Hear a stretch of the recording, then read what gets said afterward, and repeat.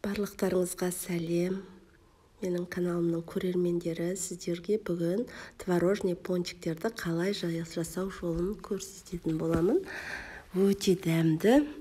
Жасап көріңіздер, өкінбейсіздер. Бір қолмен осылай үзген кезде үзіліп, үлбіреп тұрған пончиктер дайын болады. Осындай рецептпен жасап көріңіздер.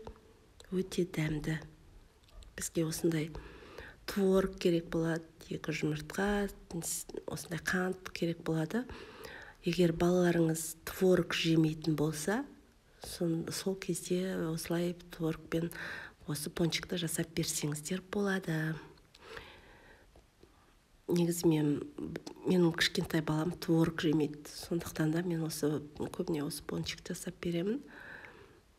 Дым білмейді, ішінде творог бар екенін де білмейді. Күшті қылып жеп қояды. Мінекей, осылай барлық құрамдарын бірге бәрін саламыз да, өте оңай және тез дайын болады. Сұйық майымызды 4 ас қасық осылай бәрін араластырып, ұнымыз бізге 220-250 грамның аралығында ұн кететін болады. Разрыхительді ұнға араластырып жүрсеңіздер де болады. Мына жерде мен былай салып жібердім. Осылай қазір ұнмен қамыр илеп аламыз. Өте дәмді пончиктер.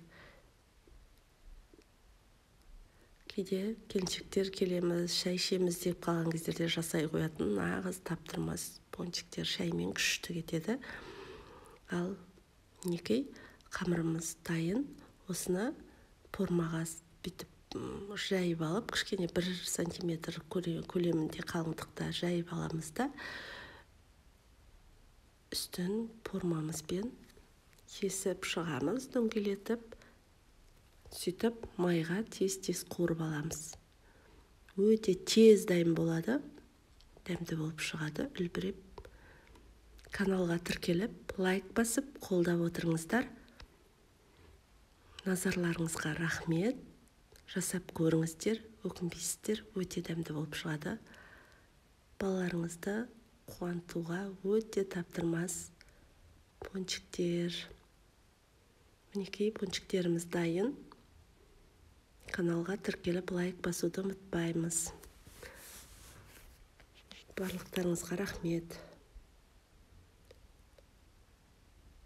Келесі кездескенше.